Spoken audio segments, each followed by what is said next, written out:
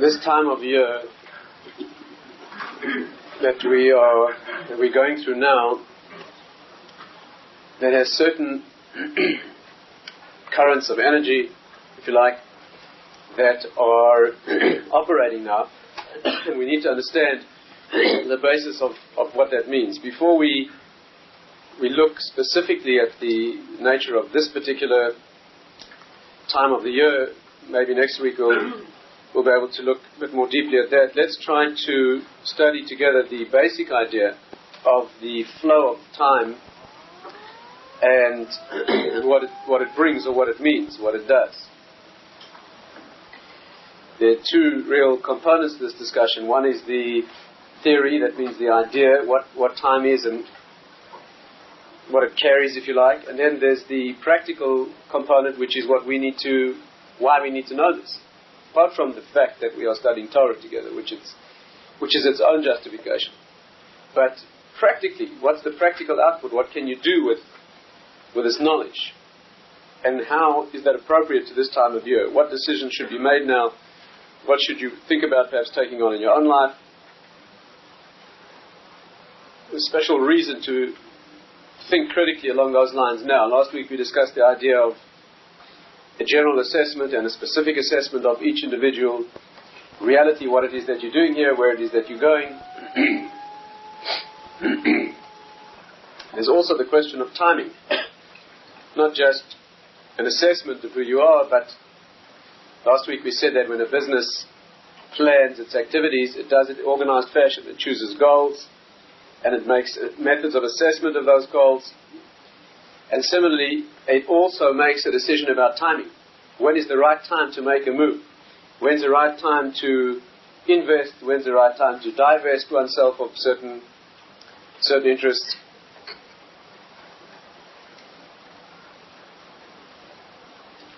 So let's try to put this in perspective. Deep subject, like everything else in Torah. Let's try to give it a framework. First of all, that's the most basic element to understand here, is that time is causative. Time is not an environment through which we move. Time is the body that ripples and gives expression to the soul that's within that body. To put it as basically as possible, the world thinks, the secular world, the non-Jewish world thinks that time is a medium. Time is a matrix through which within which you move, and things imprint themselves on time as you go through. But we have an understanding that's very different from that.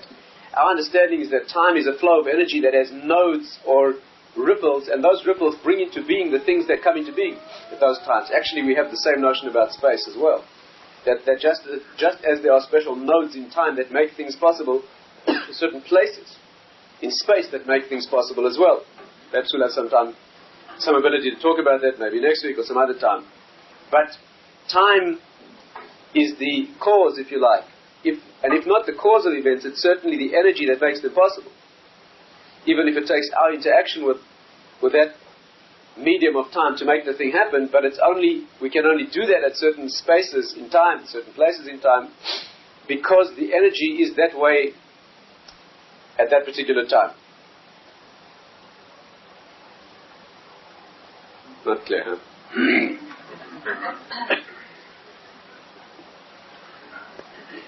Let's try and put it more sharply. When we do certain things at certain times, for example, this time of year, we go through a mourning period. We don't eat meat now. We don't buy new things. We have an intensifying mourning period that culminates next week. We are celebrating, in a negative sense, certain things that happened in the past. When we go through Pesach and we celebrate the idea of freedom and we live it, we relive it, that's what's current at that time. The non-Jewish notion or the secular notion is that the reason that we do it then is because that's when it happened. Yes? That's what they call an anniversary. The anniversary of something is when the time rolls around, so we remember the event because it happened at that time. Why do we celebrate Pesach in the springtime when we do exactly when? Because that's when the exodus from Egypt happened. We went out of Mitzrayim then, we went out of Egypt then, and since it happened at that time, so that's the time to celebrate it, right? You look forward to your, or you celebrate, or maybe you don't look forward to your birthday or whatever it is, because something special happened at that time. And therefore when the time comes around again, it brings back a reminder, a re-energizing of that consciousness, and so you relive that time. That's not a Jewish idea at all. Not at all. It's a completely meaningless, sentimental idea. It's nothing to do with Judaism. The Jewish idea is not that we celebrate that this event is celebrated now because it took place then. Our idea is that it took place then because that was the time. Our idea, our concept is that Pesach happens when it happens during the year, because that's the time of year that makes it possible. It rides on the crest of a wave that is that idea. And that's what happens then. We didn't go out of Egypt at that time as it happens, and so we celebrate it again now. We went out of Egypt at that time because that's when it was possible to go out of Egypt. It couldn't have happened at any other time. That crest of a wave of transcendence that happened then, that is what's called freedom, that happens in the world at that time of year. And we rode the wave that was riding, that was moving anyway at that time. You don't look convinced. Let me give you one or two practical examples. Pesach, for example, happens in the spring, right? Just as an example. What do we do at Pesach? We eat matzah, for example, right? We eat matzah, we make a Pesach Seder. Why? Because in commemoration of the Exodus from Egypt, everybody knows that. But if you look in our sources, you will notice that when Abraham was living in the desert, many, many generations before there was a Jewish nation, he was the precursor, the forerunner, the father of the Jewish people, centuries before, and many generations before there was a people, right? He ate matzah on Pesach. In fact, our source is very, very clear that when the three malachim came to meet him, came to visit him, he hosted them, he fed them matzah because it was Pesach. Now that requires understanding. He fed them matzah, Pesach. Matzah we eat because when we went out of Egypt, there was no time for the bread to rise. That's what everybody knows. And that's what you said at your Pesach Seder, didn't you? Didn't you? You said, right, that we eat this unleavened bread because we left Egypt in haste. There was no time for... Why were the non-Jews nodding? Excuse me. That's interesting. We went out of Egypt, we went out of Mitzrayim in a rush. There was no time for the bread to rise. And therefore, we commemorate that by eating matzah. But it's not so. Matzah is at that time of year. It's required spiritually. Somebody sensitive to the world would know that this is what you have to do now. Avram Avinu, back in that generation before there was a Jewish people, there was no Egypt that had enslaved us. It hadn't happened yet. He was eating matzah, making the observances of Pesach at that time of year. Why? Because he understood the world. And he looked into the world and he was able to deduce and infer from the framework of the world that this is a time, this is called Pesach. He knew then that we'd go out of Egypt later then, because that was, at that time of year, that is when the wave is moving, and you have to ride it at that time if you wish to make use of that energy. It's not that the event happened then, so we celebrate it then. That was the time, and that's why the event happened. This time of year is a dangerous time now. Not because historically it so happened that bad things happened around this time. So now we put ourselves back into that negative framework. It's not like that. This is intrinsically a dangerous time of year. It has halachic ramifications. Certain things you should not do now. Definitely, certain things you should not do now. It's not a good time for us. It will be eventually this summer, but now the summer is not good. The astrological forces are against us. It's a very dangerous time, intrinsically, and that's why bad things have happened at this time. Not because they happened to happen then, so we remember it now. This is the time for it, and it brings those things into existence. The time, in other words, is the substrate that gives expression to the energy that flows within it. It's for this reason, incidentally, that time is regarded as feminine. The woman is the one who brings to expression in the world. Man is only capable of beginnings. Man, the maleness means only the power of beginnings. But femaleness is the power of bringing to expression. Man doesn't form a child, he only gives half a genetic code, that's all. It's the woman who does the entire formation. She gives full expression. Incidentally, that's why his does not involve time. And hers involves the full cycle of time. The woman is an expression of time. The word zman in Hebrew, the word zman means, zimun in Hebrew means ready for, able to, it means invited already.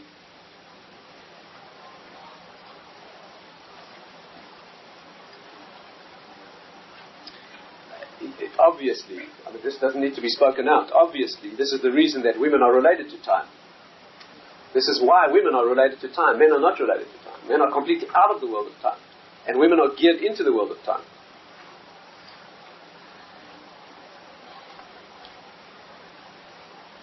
In halachic terms, women are exempt from all mitzvahs that are time-bound.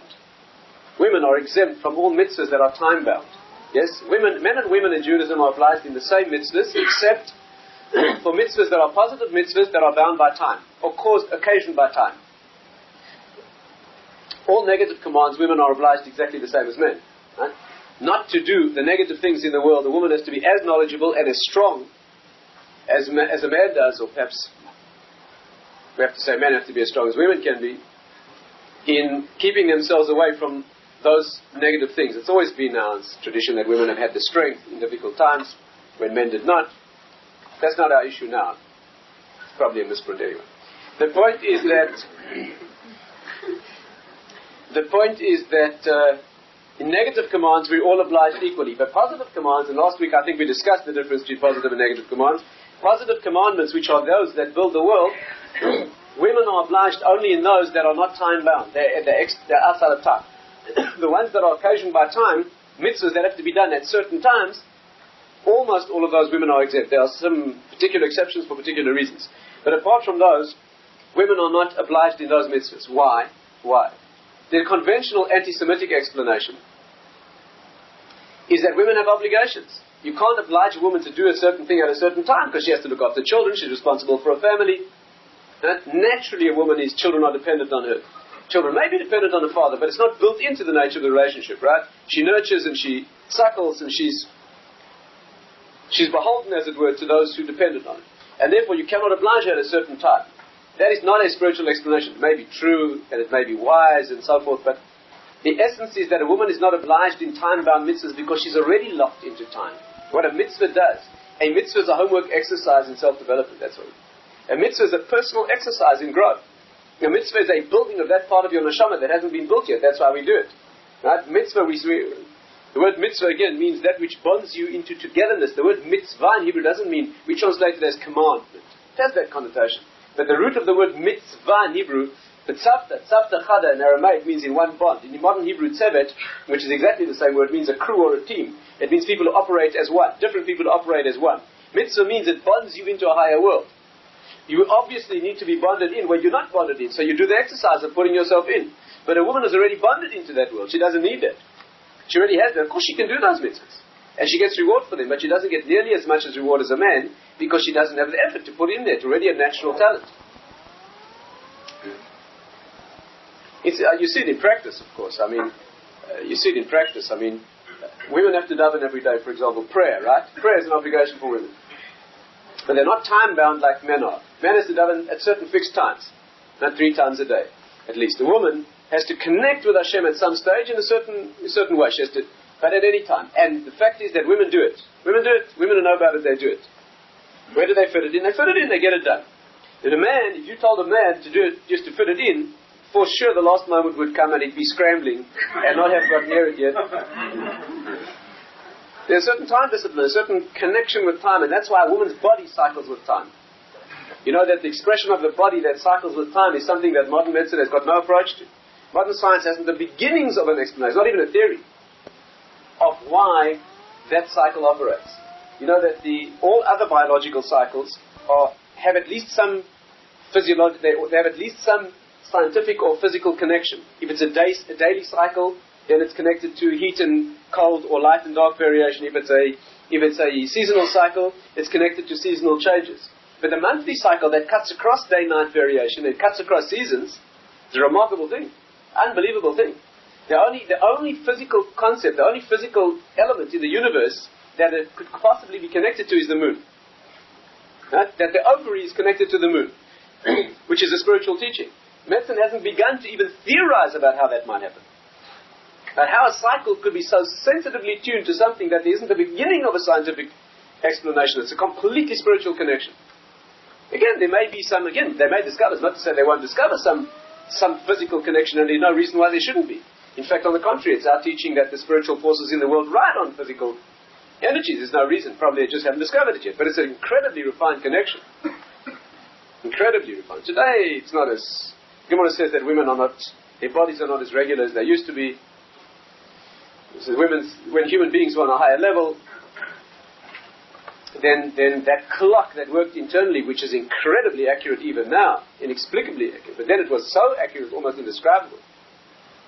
Even today, the poskim talk about a cycle that a woman can have that's a monthly cycle that goes by the date of the month. You know what that means? That means a fixed cycle, you know what this means? A fixed cycle where the cycle lasts not a certain number of days, but recurs on the same date of the month. If it's the 4th of Tammuz, it'll be the 4th of Av, and it'll be the 4th of Elul, and the 4th of Tishrei, even though the months have different number of days. The Hebrew months have different number of days, longer and shorter, but it makes no difference. She'll cycle on the same date. Why? Because that truly reflects the moon state.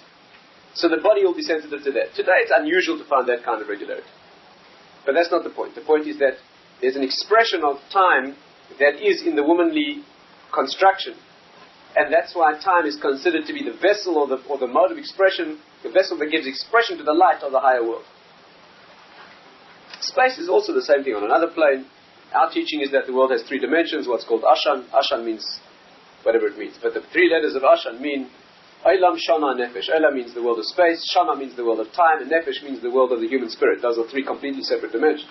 The human soul doesn't fit into either of those categories. It operates within it. So time is the vessel that gives expression to the energies that flow through it, and it brings them to the fore, and one has to be sensitive to that so that one can ride the energies. You need to know, if you're a surfer, then you will want to get up on your board at the time when the wave, you're not going to make much progress trying to surf when the wave isn't there, or going the other way. No, doesn't work. That's what surfing was created for, was to teach you this spiritual knowledge, like all the rest of physicality.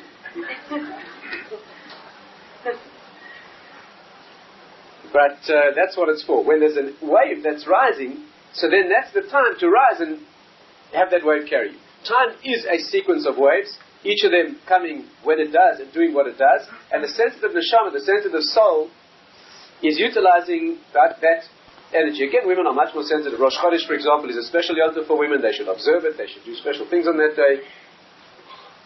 We should all take notice of even Rosh Chodesh is a tradition to dress in Shabbos clothing, yontif clothing on Rosh Chodesh. But it's a special gift that was given to women because they have that intrinsic connection with time, and therefore the celebration of the month itself, the idea of month, which is Chodesh in Hebrew, which obviously means Chadash, means newness.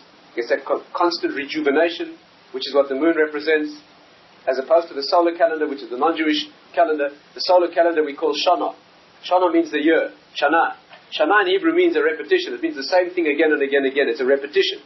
And Chodesh is exactly the opposite. It means that it's not a repetition of the same thing. It means it's a new thing that's born each month, or a radically different idea. There's a point of connection, which is why we make the calendars connect each year. That's another subject for another time, where our 2 worlds meet. But the point is that our world is the world of rejuvenation, recrudescence, that renaissance that happens every month. That's what month is. That's why Chodesh, Chadash, and Chodesh are the same. Now, if this is true, then obviously one needs to know how to ride that wave. There are many deep ideas here. One of them is that obviously if a time is taking place, then what must happen then will happen then. And if you make your moves then, what you'll be doing is you'll be fitting in with what's happening. You may have the impression that you're doing it, and you'll be held accountable as if you did it. But in fact, all that happens is that which had to happen anyway. Not only that, even if you choose your place, you'll find that it in fact was chosen. Not with me. Let me share with you what the Gemara says about this, which is utterly frightening. I mean, this is really, really frightening. The Gemara gives the following example. We want to illustrate now the interaction between free will. That means you make the moves you have to move, and you do what you have to do in the world. And ultimately, you then are shown that this is what had to be. You're fully accountable because you made your move. But there's an energy that's running through the creation which is making this thing take place anyway. And the 2 intersect. The way the Gemara puts it is a remarkable expression. The Gemara says, Gemara in Sukkah in the 5th parak, you can look it up yourself. The Gemara says, Ragloi debar inish inun aruvin by, an incredible expression. Ragloi debar inish, the legs of a person, inun arvin bay, they are your guarantors. An Arab is a person who secures a loan, a guarantor for a loan. He makes sure that you pay, if not he pays. Right? That's a guarantor for a loan. The legs of a human being, a person's legs are his guarantors. And what it means is that you walk, but your legs take you. You walk to where you think you need to be walking. In fact, it's your legs carrying you. Are you with me? You make a decision, you're going to a certain place. In fact, what happens is that you are going to where you have to be going anyway. The expression legs in Torah, again, this is a deep subject. Legs always mean the part of the body that has no thought. Legs are always, in the Kabbalistic writings, the legs are called labar migufa. That means they're outside the body. The body ends where the legs begin. The legs are not part of the body Kabbalistically. The legs are the vehicles that carry the arms are also not part of the body. They're the organs of expression of the body. They go out and do what the body does. The legs are the things that carry a person through the world. They are not you yourself. They're the vehicle or agent that carries you. Wonderful proofs of this in Torah, perhaps for some other time. But the legs are, there are many, a lot of it is not appropriate forum to go into it. Some Kabbalistic sources say it's why when a woman is in labor she cannot walk. It means when new life is about to appear, so then the extraneous parts become colder.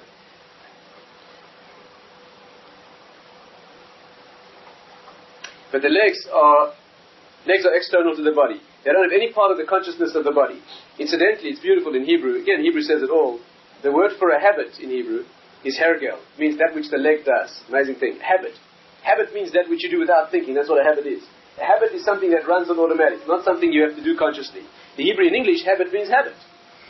But in Hebrew, habit means that which the legs do. Hergel, the part that the legs do.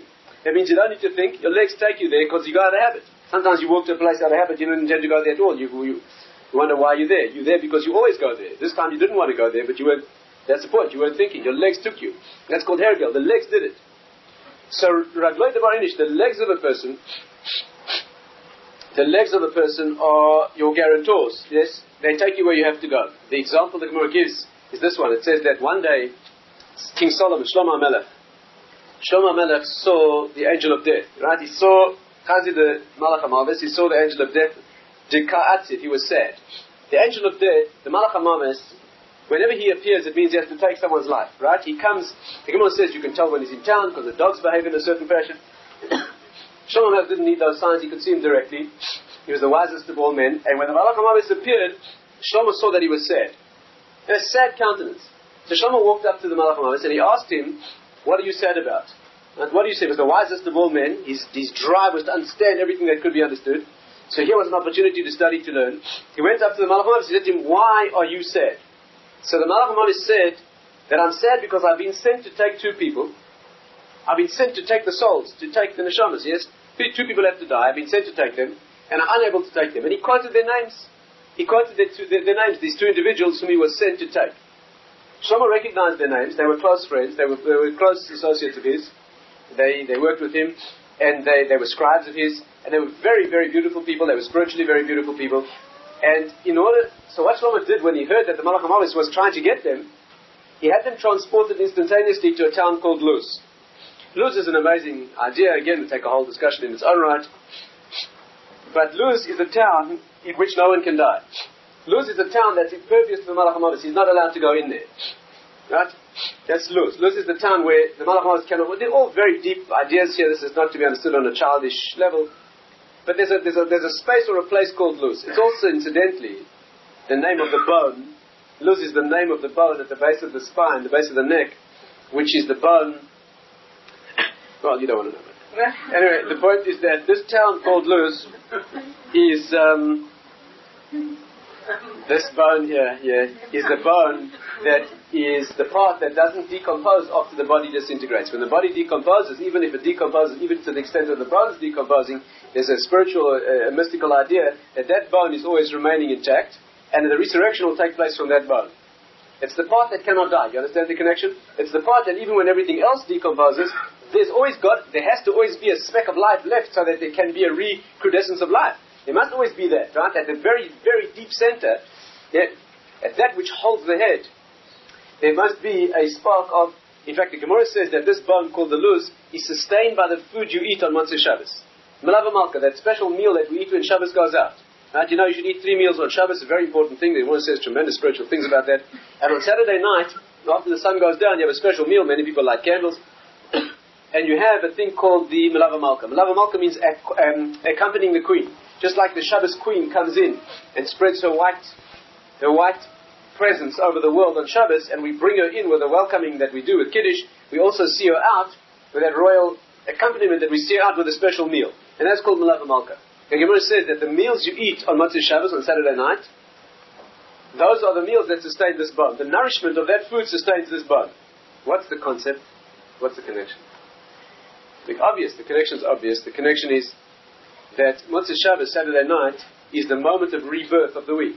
Shabbos is the end of the week, right? The world was created on Sunday. Remember that? The world was created on the first day of the week. And Shabbos was the culmination of creation. So Shabbos was when the week ended. So when Shabbos ends, you come to the end of the cycle entirely. The next week is a spiral that has moved up. Yes, the next week, the next Sunday, first day of the week, is the moment when the previous reality has ended, and there's a rebirth of a higher reality that comes out of the ashes, out of the components of the previous cycle. Jewish concept of time is not that it's a circle. It's a big mistake. People think that you cycle through time. You don't cycle through time. You spiral through time. Time is not very important. Time is not a circle that you revisit places that you were at before. You revisit a place higher than you were before at the same point. It's a spiral. When you get back to the same point in the spiral, there's the same energy that was there before. But it's a higher ring than it was before. There'd be no point in going through time again and again and again. That's just getting older. The concept is that you go through the same energies, but on a higher level. It's a spiral. If you're not spiraling, you're in big trouble. That's the concept. That's what we say. In those days at this time. In those days, this thing happened at this time of year. Down there in the spiral, the base of the spiral, that's when this occurred. Motzei Shabbos is when the week is reborn. At that moment, when the week is reborn, is a moment of resurrection. And therefore, the meals that you eat then are the energy that sustain the part of you that is the part that is involved in the resurrection, right? That's what this is. Incidentally, that's why we don't cremate people. It's one of the most important reasons why we do not cremate people. Unfortunately, many Jews don't know that.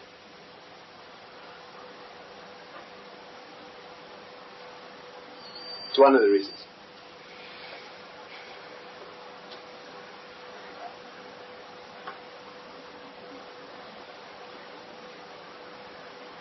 So Luz is the concept of life that cannot be destroyed. The town of Luz is a town in which the Malach Mavis cannot enter, and people cannot die. So when Shlomo found, when the Malach Mavis said to him that he was come to take these 2 people, he had them transported by certain techniques. How he did it is, again, you can look up yourself, also a whole mystical discussion for another time. But he had them transported instantaneously, without any time delay at all, to the gates, to the city of Luz, so that they could be protected within the city, and their lives could be saved. The Gemara says that as they arrived at the gates of Luz, they both died. They both died. As they arrived at the gates, before they could enter, they both died. The next day, Shlomo saw the Malach HaMavis, the Kabadich. He was happy. He was in a joking mood. The angel looked there, was walking around upbeat. So Shlomo walked up to him and he said to him, "What are you happy about today?" So Malach HaMavis said to him, "You know why I was so upset yesterday? You know those 2 people I was sent to take? My instructions, you know why I was so upset? My instructions were to take them at the gates of Luz, and I couldn't get them there."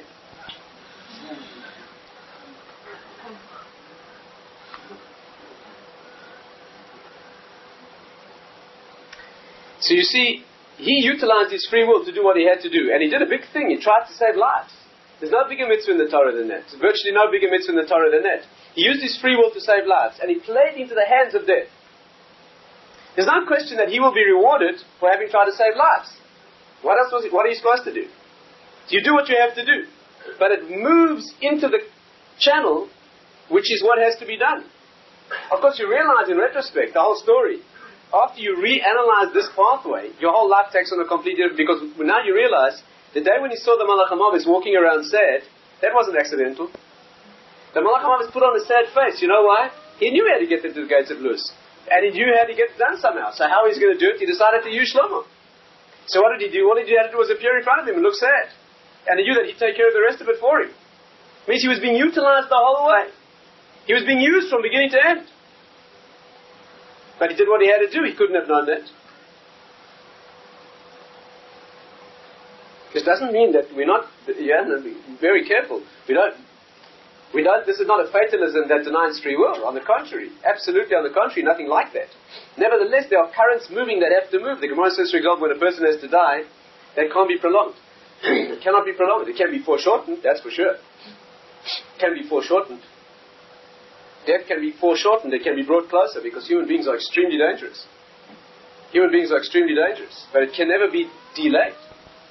And the Gemara says when the time comes that's been allotted, that's an absolute fixed point.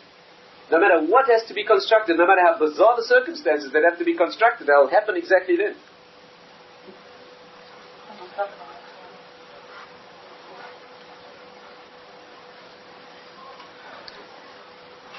Now,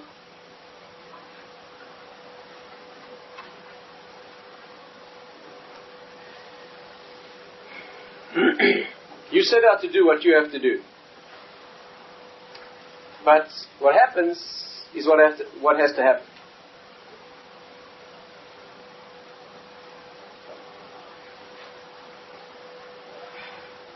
You know, 2 weeks ago we read the Seder of Masay. Can you handle a digression for a few minutes? Yes? Not sure. Well, can we handle the subject a bit more broadly? We read Masay. Masay, interesting. The Parsha begins like this. Think this theme through. The Parsha says, Eile moitzaim lemasayim. These are the goings out for their travelings. And these are their travelings for their goings out. Look up the first couple of psukim in Masay, the Parsha of Masay we read. Talks about the Jews travelling in the desert, which is really the prototype for all spiritual journeys.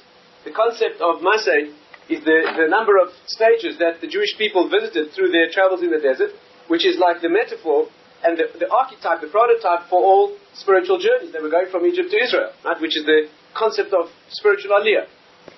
And when it describes their journeys, which is really describing all spiritual pathways, it says these are their amazing thing. These are their goings out for their travelings. Mas'ayhem lemoitzaayhem. These are their journeyings for their exits, for their goings out, and then it reverses it. And it says, and these are their goings out for their travellings. What does that mean? The Torah doesn't repeat any words. The Rosh Hashiva of Gateshead used to say, it means that when you go out, listen to this amazing thing, when you go out on a journey, you're going to a place where you have to be. You don't know that. You think you're going to the place where you think you're going, but you aren't going there at all. You're going to the place where you have to be. You set out for that purpose, but that isn't where you're going. Only after you get there, then you have to look back and see why you left. That isn't what you thought it was for. Example. I'll give you a couple of examples. So I'll give you an example. Once, beautiful example, Rabbi Dr, one of the great Rosh Hashivas of this generation, the Rosh Hashiva of Telz in Cleveland, he went to a wedding, a chasana, in Baltimore. So they had to travel from Cleveland to Baltimore to the wedding of this young yeshiva Baba. And a group of them went from the yeshiva, together with the Rosh Hashiva, Rabbi Dr, they went together with this group. They went from Cleveland to Baltimore. They had to make a connection someplace. So the plane stopped in some place, wherever it was, some small place, and they were waiting for a connection to take them onto the wedding in Baltimore. As it happened, the connection was late. And it was so late that by the time they would have got to Baltimore, they would have missed the whole chasana, and there was no point in going. So there was nothing for it but to wait for the next plane back to Cleveland. They tried. You get reward for trying to do a mitzvah. And they had to wait for the next plane back. While they were waiting for the next plane back to Cleveland, the sun was going down. It was time to daven mincha, afternoon prayer, right? So they wanted a private place in the airport, private so they could concentrate daven mincha properly. So they found a janitor. What do you call a janitor in England? The caretaker. They found this janitor walking through the airport. A fellow with a big bunch of keys. They called him up and they said, look, do you think you could find us a private place where we could get together, make a minyan, and we could daven mincha? The fellow said, sure. He walked them across the airport, and he unlocked a room, and the whole minyan piled into the room, and they said, they daven mincha. At the end of mincha, as they were about to leave, the janitor at the back of the group, who was waiting the whole time, approached one of the boys at the back of the group, one of the young men, and he said to him in a very hesitant voice, he said to him, do you think you could help me say Kaddish? So the fellow said, sure. So word for word he said Kaddish, right? This man didn't know how to say Kaddish. So this young yeshiva bracha said for him Kaddish word for word, and he repeated it after him. After this happened, Rabbi Dr went up to this janitor and he said to him, I see, I didn't realize he was Jewish. I see you saying Kaddish for somebody. Did somebody die? Janitor said, yes, my father died 3 days ago. Last night he came to me in a dream. And he said to me, son, I want you to say Kaddish for me. So I said, but Dad, you never taught me how to do that. You brought me up reform. And where am I going to find a minion? So my father said, don't worry about the minion. It will find you.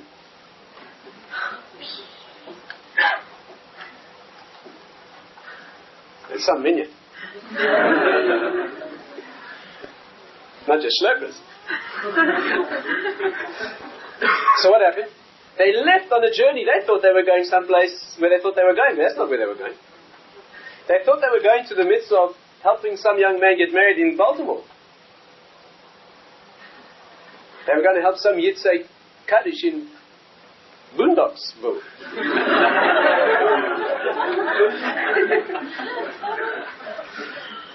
You don't know that until...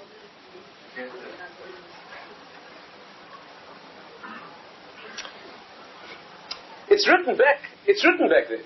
It's written down back there. But you don't read it till... And when the moment comes, you then can see sometimes that the moment when my father died, my father died.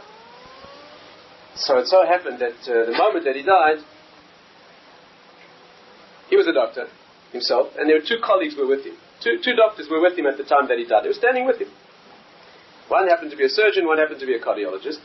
The 2 doctors who were with him at the time, their names happened to be Dr. Castle and Dr. Dawson. And the 2 doctors were with him. And they had to fill in the forms that were the last official papers that ever had anything to do with it. They had to sign the certificates, and that's what they had to do. So Dr. Castle and Dr. Dawson signed the certificates, and that short while later, my sister and I were going through my father's papers in Johannesburg. And in the bottom of the chest of his papers, we came across his original medical degrees, his medical and surgical degrees that he had earned at Guy's Hospital here in London 55 years before. One was signed by Dr. Castles and one was signed by Dr. Dawson.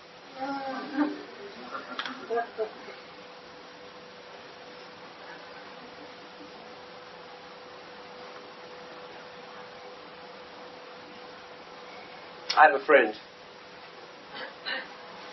You can handle a story, no? A story. I have a friend. You have to collect these stories because they show you.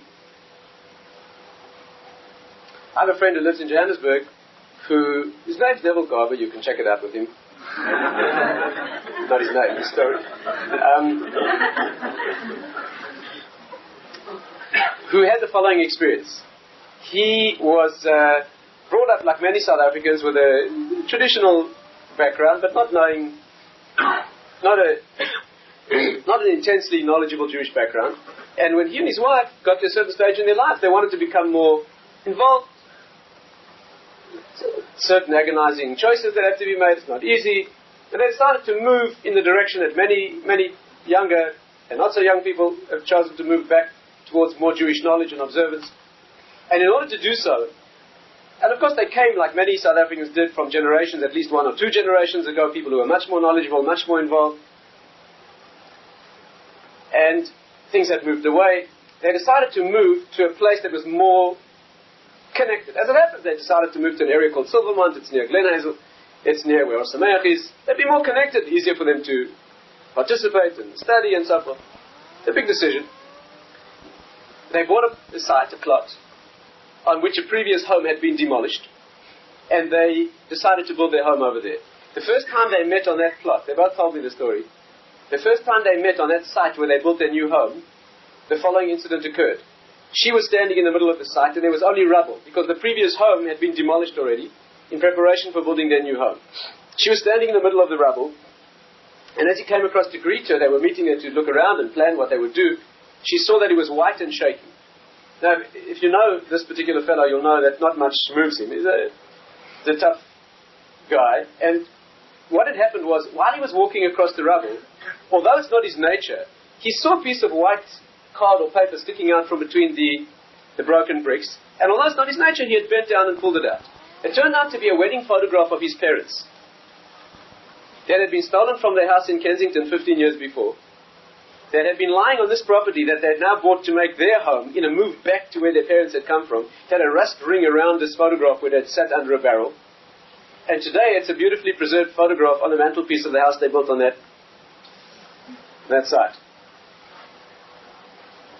What's even more remarkable about this story is that when he told his Rebbe, he happens to be a student of one of the great Torah names of this generation, when he went to tell his Rebbe, he ran up to him and he told him this incredible story. You buy a site, what are the statistical, any mathematicians here?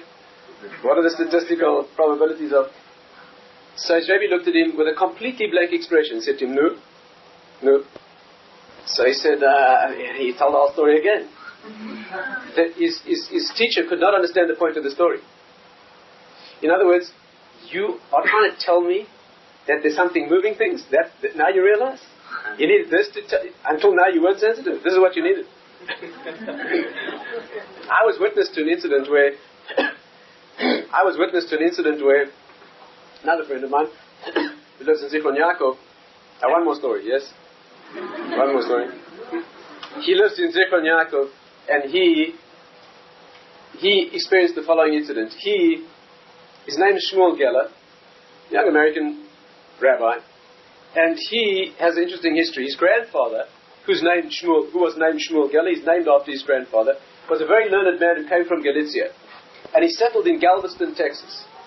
And he was learned, and he was a teacher, a rebbe, and a sheikhet, and a moil, and he started a cheder, and he had a big family, and they spread all over the United States. And in tribute to him, his grandson, who turned out to be among the family, a knowledgeable, young yeshiva student, a rabbi, decided to honor his grandfather by writing a book about him, telling his life story and photographs and family tree of all the family. Then he would present a copy to each of the cousins and uncles and aunts to show how great their grandfather was. And he produced a very beautiful book. I have a copy somewhere. It's called From Galicia to Galveston. It has a little photograph of the grandfather and a little ship sailing the waves. And that's what it is. But if you turn the book over, it has a Hebrew. If you look at the book this way, it says From Galicia to Galveston. But if you look at the book this way, there's a Hebrew cover. The reason is that in this part of the book, he printed he was handed down in his family a sheaf of notes that his grandfather had written when he was a young man. All those years before, 3 generations before, when his grandfather was studying in yeshiva in Galicia, he and a young friend had studied the Gemara together, and they had written their comments and their thoughts, their chedushim on the Gemara, and apparently they were very good. They were handed down in handwritten form to my friend Shmuel, and in tribute to his grandfather, he published them in the book. So that it says here on this cover, it says Chidushei Torah, and it has Arav Shmuel Geller, and under his name, the name of the young friend, whoever he was, all those years before, who wrote these notes with him, and that's what it said. Now when the book came out, he immediately went to the United States with a big suitcase of all these books to go and give out to all his cousins and uncles and so forth. And what happened was this: when he got onto the plane in Tel Aviv, there happened to be an empty seat next to him. And he happened to have a copy of his book with him. And it happened to be lying on the seat. And it happened to be lying with the Hebrew side uppermost. And as he's putting on his seatbelt for takeoff, a young man about his own age, an Israeli, has the yeshiva buffer. You know, the yeshiva system in Israel that do army service and yeshiva studies together. This young man was walking to his seat in the plane, stopped, turned around, came back, looked at the book and said, "Hey, that's my name." He turned out to be the grandson of the friend, named after his grandfather, just like Shmuel is named after his, and that's how these two young men met each other. Now when Shmuel got back from America, of course we don't get excited about these things, right? When he got back from America, I was present when he went to tell his Rebbe. His Rebbe is one of the great men of today, without any question. And I was present when he ran up to tell him the story, and he blurted out this most stupendously unlikely, bizarre coincidence. When he got through telling this whole story, this great man said to him, exactly like it's completely impassive. I was present. He said to him, "No." So Shmuel said, in this I'll never forget the voice, "Oh, they're fantastic." So Ashbeir said to him, slowly as enlightenment dawned, he said to him like this, "Ata mevi li raya she'HaKadosh Baruch Hu manheg et ha'olam?" Are you trying to bring me a proof that God runs the world? That's what you're trying to do. The Shmuel said, was it fantastic? So Rabbi said, was it fantastic? And he walked away. Couldn't see the point of the story. Because a person of greatness knows that things are going where they have to go.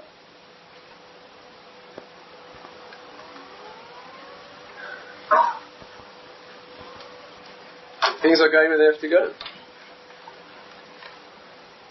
But in seeing things go where they have to go, you have to get the timing right. You have to get the timing right. When you have to move and do things you have to do them to fit into that flow of energy which is taking things where they have to go. And you can't miss the time. If you miss it, you miss it. Some things are only given once. You know, the Gemara says, Moshe Rabbeinu and Moses. Again, a frightening story. Moshe Rabbeinu and Moses were standing on the mountain and when Hashem was speaking to him. So he said to him, amazing thing. Moses said to Hashem, said to God, Hareini nas kvodecha, show me your glory. Show me, he wanted deeply to see more of Hashem's presence. Right? The commentaries say he felt it was an Eis Ratzon. It was a time of gift. It was a time of, you could ask for these things. Hashem was revealing certain things to him, and therefore he felt, and this is a spiritual message by the way, it's considered, it's not ungrateful and ill-mannered. That's the way you should do it. He gave you a gift, and you thank him and you ask for more. The gift is for your benefit. It's for you to rise, to elevate yourself, to come closer to him. He gave you the gift. You don't say thanks and walk away. You say thanks, I'd like more, so I can get closer. That's your attitude. So when Hashem was showing him what he was showing him, he wanted to see more, like a spiritually great man always does, woman. So he said, show me more. So Hashem said to him, no, you can't see more. Human being while he's alive cannot see more of me. You can't see more. So Moshe says, and Moshe answered like this. He said to Hashem, but when I was here once before, you offered to show me more. I mean, you have to have a certain amount of chutzpah. You have to know. Not more than a certain amount, but certain. You have to. One spiritual wisdom. You have to seek. You have to seek. The opportunity is given, but the opportunity will be there. A teacher will be sent. A teacher and teaching will be sent, but you have to be a mavakesh. You have to be asking.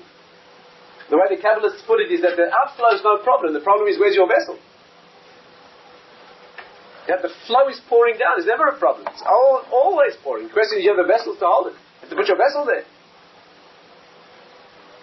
The light is always shining. The question is, where's the kli? Where's the vessel that the light shines into? So Moshe turned to Hashem and he said, but you offered to show me more. When I stood on this site all that long time ago, you remember when Moshe first had his vision at the bush that was burning? It was a long time before. You remember? Then Hashem shalna ma'alecha me'alran, take off your shoe and come close. Right? Take your. So Moshe Rabbeinu, it says, "Vayarei mihabit." He was afraid to look. Hashem's presence. You're not talking about. This was not some. It was Hashem's presence. The presence of Hashem Himself. God was manifesting, and in incredible humility, and incredible awe. Yirah Shamayim. He hid his face. He yarei mihabit. He was afraid to look. And one opinion in the Gemara is that he was right to do that. He was right in his state of. It had the correct sense of awe. He was afraid to look directly at the divine presence. So he looked away.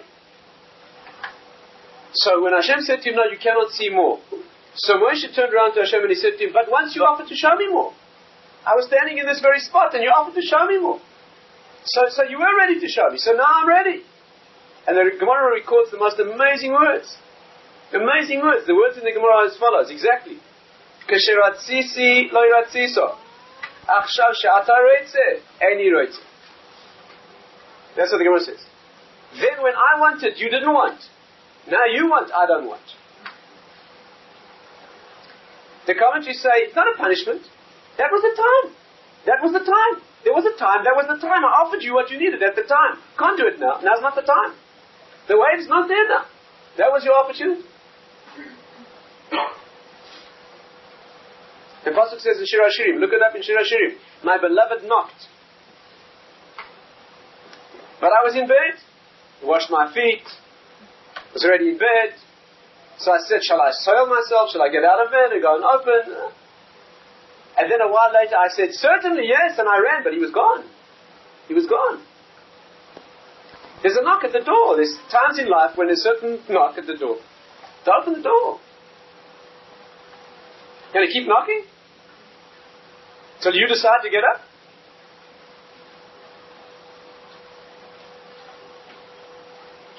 Yeah, put it off, who knows? You know how long you're going to be around here?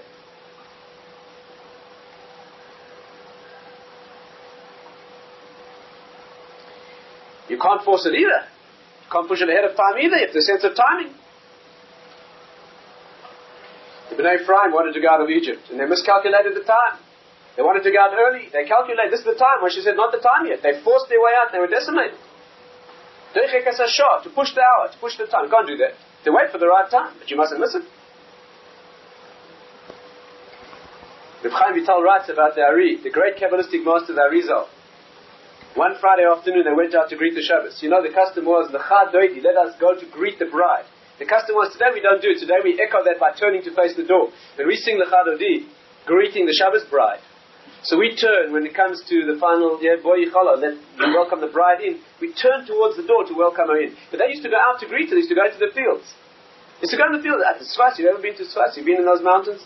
They used to get out of the city limits. There's other reasons as well, Kabbalistic reasons to be out of a city. But it doesn't matter. They went out to greet the Shabbos bride. There's a very beautiful idea. A long discussion why you can't wait for it to come to you. It's part of the same idea. You wait for it to come to you, who knows if it's going to come. Things that live in the world of Kedusha, you have to go out. You have to go out when they're coming. No use going out when they're not coming. But you have to go out. You have to show that you want. You sit there waiting. Just to go out to greet the Shabbos. So they walked out to greet the Shabbos. The sun was going down over the hills of Tzfas. And Ari suddenly turned to his Talmidim, his disciples, and he said to them, let's go to Yerushalayim. Let's go to Jerusalem. Now Tzfas a long way from Yerushalayim. A long way. And the sun was on the horizon. Before it would be Shabbos and no more movement possible, there were maybe seconds left. He said to them, let's go to Yerushalayim. And you know what he meant? He didn't mean sightseeing. He didn't mean the weekend. He meant, let's go to Yerushalayim now, and Shabbos will be the... Who knows what he meant? So there was a moment of electric silence in the group, and one of them said something about just going to inform his family, and Arizal said, we lost it. We lost the opportunity.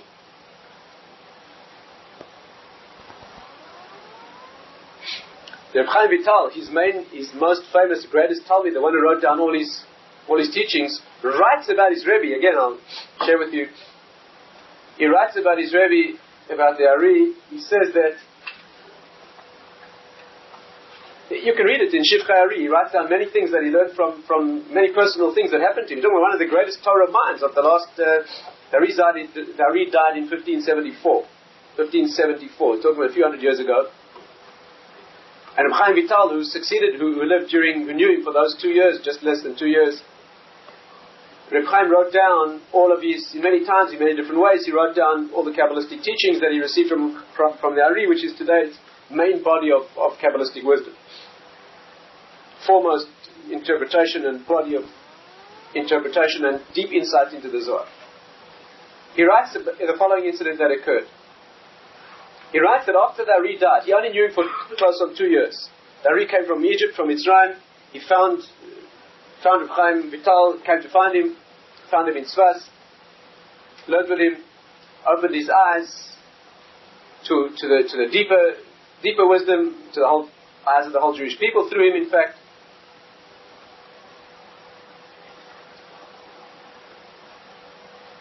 And he died. How and why, also interesting story. After his death, Reb Chaim writes like this, that the Sultan of Yerushalayim, the Sultan of Jerusalem at that time was in the hands of the Muslims. The Sultan of Yerushalayim came to him and asked him to open the waters of the Gichon. Now the Gichon is an underground spring that flows through Yerushalayim that was sealed up. Again, we have time only to tell the story in its simple terms. We're talking about much deeper things here. Yerushalayim always means, there's two kinds of Yerushalayim. Jerusalem has two levels. There's the city and there's the higher Yerushalayim. The water that flows, water is always a symbol of life and of Torah. The water that flows through Yerushalayim in the lower world is the spring that flows through the old city. But in the deeper level, we're talking about something much, much deeper than that. So the waters of the Gichon had been sealed. They were no longer able to flow. Why had they been sealed? Again, it's a long story, but in brief, many centuries ago, during the reign of King Chizkiah, right? If you're an English speaker, Hezekiah. King Chizkiah was the king of Yisrael at the time, and he did a number of things that the sages approved. He was a very, very great man, one of the greatest to ever live. He did 3 things that the sages did not approve of, and 3 things that the sages did. He hid the book of Refuahs, which contained the healing from all illnesses. He did various other things, which was a good thing that he did, incidentally. But the one thing that he did, one of the things that he did that was not approved of by the sages, he sealed the waters of the Gichon. How and why? Not for now. But he sealed the waters of the Gichon. And since then, until this day, they've never flowed. The Sultan, this Arab, this Muslim, knew about this. And he came to Reb Chaim and asked him to open the waters of the Gichon. Reb Chaim Vital was very afraid. But he knew that if he refused the wishes of this ruler, he'd be killed. So he had himself transported instantaneously to Damascus. Certain mystical techniques, had himself transported instantaneously, transmigrated to Damascus, and in fact he spent the rest of his life there, never came back to Yerushalayim. Amazing stories about what happened there, and also for another time. Point is, that's where he's buried. He lived in Damascus. He writes that after he got to Damascus, that night, he had a dream. In his dream, his master, his teacher, his Rebbe, the Ari, appeared to him in his dream. And the Ari said to him, "What happened today?" So he said, "I was asked by the Sultan of Yerushalayim to open the waters of the Gichon, but I did not want to do that, and so I came immediately to Damascus." So the Ari said to him, "Why did you not want to open the waters of the Gichon?"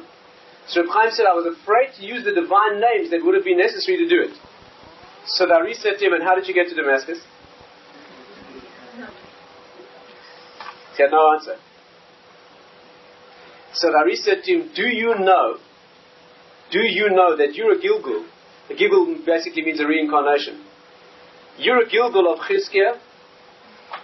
You're a reincarnation of King Chizkiah, who sealed up the waters. And do you know that you were sent to the world to reopen them? He sealed them up many centuries ago. He should not have done that. You were sent down to the world again in order to reopen those waters. By the way, he also says that Ari told him that the Arab, the Muslim, was a Gilgul of Sancherib, who battled Chizkiah. That's who he was. He said to him, "You were sent to the world to open the waters, and that was your tafkid. That's what you were brought down to the world for." So you're talking about cosmic things here. Who knows? So the Reb Chaim said to him, "I'll go straight back tomorrow." And Ari said, "Today was the day. Today was the day. You were brought down, you were placed there, and today was the day. You can't go tomorrow's not."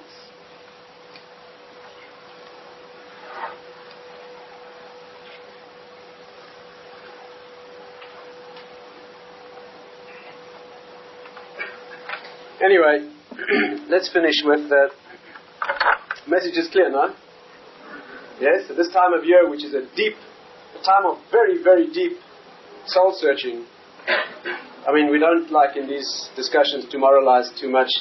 We like here, prefer to discuss as far as we can, the roots of these aspects of Torah and Judaism. Each person here is wise enough to learn for himself, for herself, what it is that you have to do here. This is not theoretical wisdom. Obviously, every point in Torah has a practical application. What it is that you need to do, that each of us needs to do, what decision it is that you have to make, and what it is that you have to take on, or take off, or leave off, or move away from, or move towards. That's your...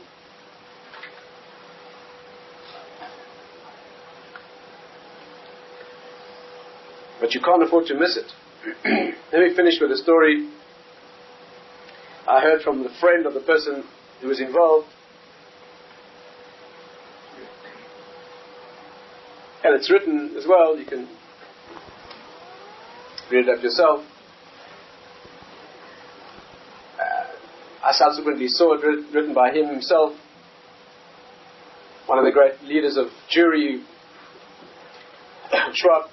He writes the following thing. When he was a young man, he went to take leave of the Chofetz Chaim. He had the privilege of learning in Radin. We're talking about 1930, somewhere around there, before the Chofetz Chaim died in 1933. He went to take leave of his great teacher, the Chofetz Chaim. Chofetz Chaim was a luminary of the generation. I heard from Rav Simcha Wasserman told me, he knew the Chofetz Chaim. He told me that anyone who saw the Chofetz Chaim was never the same again. If you ever saw him, you were never the same again. I begin to imagine who he was. Rashab writes that he went to take his leave from the Chofetz Chaim. He was leaving yeshiva, he was going off, leaving yeshiva, going off into life, do whatever he was going to do. He became a great luminary in his own right. But he went in to take leave of the Chofetz Chaim. As he opened the door and he walked into the Chofetz Chaim's room, before any conversation, the Chofetz Chaim said to him, "Are you a Kohen?" Kohen? He said, "No." Taken aback. Chofetz Chaim, "I am." Chofetz Chaim was a Kohen. "I am." This is what he came for. He came to say, get a bracha. Came to get a bracha, right? To send him off into life with a blessing, a bracha. "Are you a Kohen?" "I'm a Kohen." Chofetz Chaim was giving him a bracha. But listen to how he did it. Chofetz Chaim knew what he came for. He said, "You know what that means? Because I'm a Kohen and you're not. You know what it means? When the Mashiach comes, in the Messianic Advent, when the Mashiach arrives, and the temple will be rebuilt, the Beis HaMikdash will be rebuilt, that's what these 3 weeks are about. That's what we're moving towards and longing for. That's what we are doing is in the higher world, and in the inner world we're trying to rebuild that sanctuary, that place that has Kedusha, right, so that it will then manifest outwardly as the Beis HaMikdash. When that happens and it's finally rebuilt, we'll all be running. Everyone's going to run. Everybody be running towards Yerushalayim. Jewish people be flocking and thronging and running towards Yerushalayim. We'll all be running. And when we get to the gates, they'll let me in, but they won't let you in. They let me in because I'm a Kohen. Kohanim go inside. They take off their shoes. They go and they do the avodah. They serve Hashem directly. They're the ones that make the connection. They won't let you in. You're not a Kohen. You're not allowed in. You know why? Because 3,300 years ago, in the desert of Sinai, there was a critical moment in Jewish history. There was a terrible deed that needed to be done. Something had gone wrong, and a heroic action needed to take place. Jews had to go out and risk their lives to do a tremendously heroic act. They had to make war and decimate and destroy a certain faction for Hashem's honor. It was a very, very terrible moment. And Moshe Rabbeinu, Moses stood up in the camp and he shouted, "Mil Hashem Elai." Whoever's for Hashem, come to me. And Mil Hashem, who is for Hashem, to me. And instantaneously, my forefathers, the tribe of Levi, they flocked towards Moshe. They ran instantaneously. They heard the call, Mil Hashem Elai. They flocked towards him. And yours didn't. They hesitated. And the result is that now, down this end of history, I am descended from Kohanim, and because of that, they were given the privileges, they were given the merit, they became the Kohanim who serve Hashem directly, they'll be allowed in. But yours hesitated. Your forefathers hesitated, and therefore you don't have that privilege. And then he paused. And he said to him, now that you're leaving this place, you're going off into life. Somewhere or other in your life, sooner or later, you're going to hear a call. You'll hear a cry. And the cry will be, Mil Hashem Elai, whoever's for him, to me. Make sure when you hear that call, you run.